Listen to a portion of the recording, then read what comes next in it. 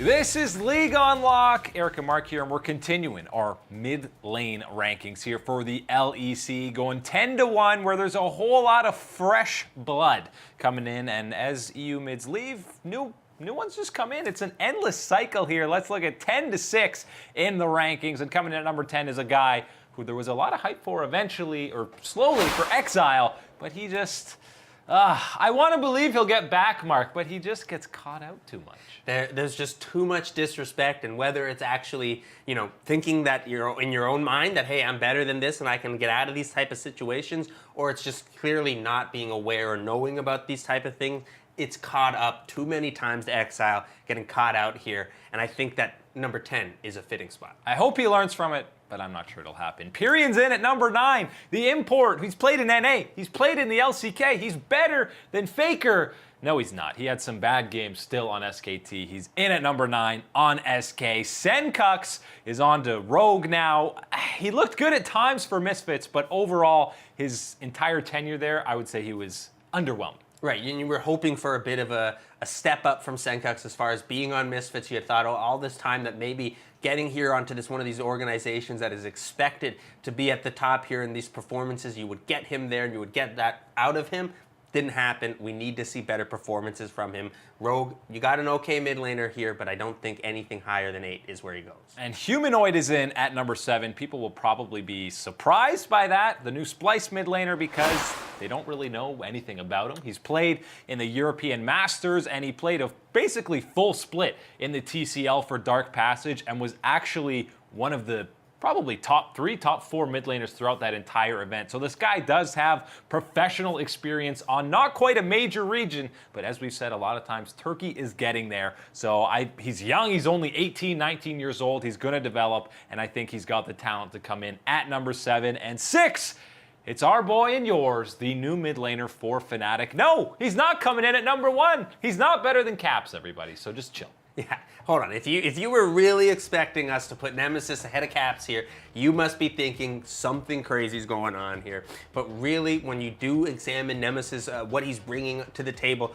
as a mid laner here for Fnatic, he's bringing a lot of that skill set, a lot of that abilities that you want to be having from your carry mid laner, and that you want him to be able to take these type of risks that he does take. And I think that when why you find him at number 6 is just going to be from inexperience, and there should be some growing pains with him as far as stepping up onto the LEC, the major stage here, and performing the way that you're going to be wanting to think about a Fnatic mid laner performing. I think that's why you're going to be waiting a little bit for that type of top level performance. Yeah, and if you think back to the early days of Caps' career, it was just kind of adjusting to junglers constantly being around that mid lane, or just how good of laners LEC professional players are. I think you might see similar to that for Nemesis. Yeah, it's going to take him some time. It's going to be his first split in a major region, so even putting him at 6 is pretty incredible, I'd have to say. So we're going to see some serious development out of him, but no, don't expect Caps 2.0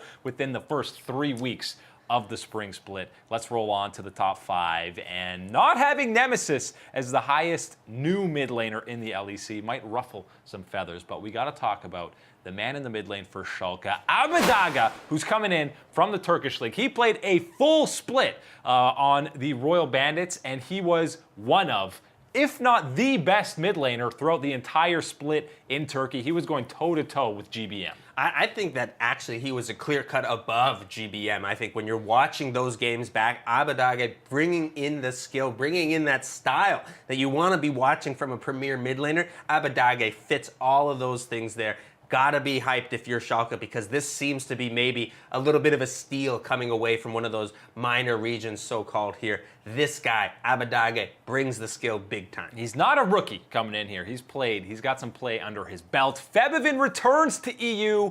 We'll forget about Clutch's summer split. Let's look back at spring. He should be a top 4 mid laner in EU. And Jizuke, the Italian stallion, the most exciting player maybe to watch in EU, his Echo at Worlds. He is a top 3 mid laner when he's not getting caught out. Yeah, Jizuke, again, is someone that does reach, I think, much higher peaks, obviously, than Exile does, but has that same type of issue sometimes of playing a little bit too disrespectful, not aware enough, and getting caught out here and leading to the deaths that should be avoidable for their teams and setting themselves back here. But I think Jizuki's high is quite high here, and what he's able to do out on the Rift leads him to be the number 3 guy in our rankings. Really excited to see him work with Mowgli in that mid-jungle duo. Nukeduck, is it his year again on Origin? He's finally playing for and with Deficio. They're reunited at last. Nukeduck, his numbers didn't jump out, but he was the premier, or one of the premier late game carries when it came to the mid lane last year.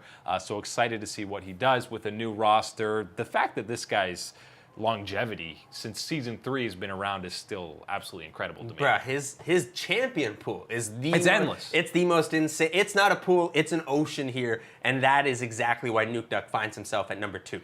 And then, of course, number 1, the MVP from the summer split. Just changing rosters doesn't matter. He's not the one playing AD carry. He's still playing mid. It's Caps in at number 1. Much like Broxa for the jungle spot, I don't think there's any argument here.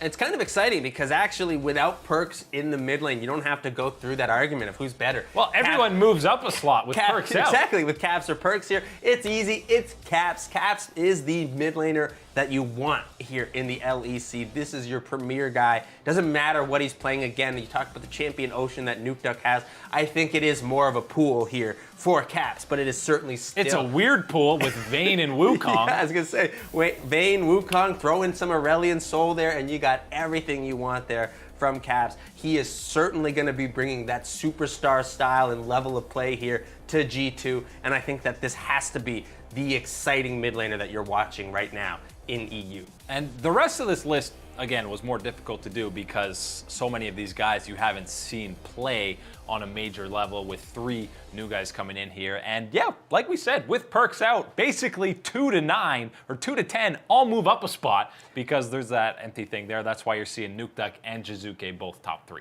Yeah, but I think really is earned number 1 spot here by Caps, even maybe with Perks there and some of the star performances. He'd still be 1. Caps has to be your number 1 here in the LEC, and it's an exciting time for G2 moving forward with him as their mid laner. Everyone is just waiting and counting down the days until that Caps versus Nemesis matchup. Yes, Either please. way, there'll be overreactions aplenty. Oh, hey, it's League of Legends. It's overreactions all the time here. But that's why it's great. That one is going to be the match to watch. No doubts, LEC must watch League of Legends. That's it for the mid lane power rankings, or player rankings. Eric and Mark here with you guys. Thank you so much for watching. We'll see you on the flippity flop.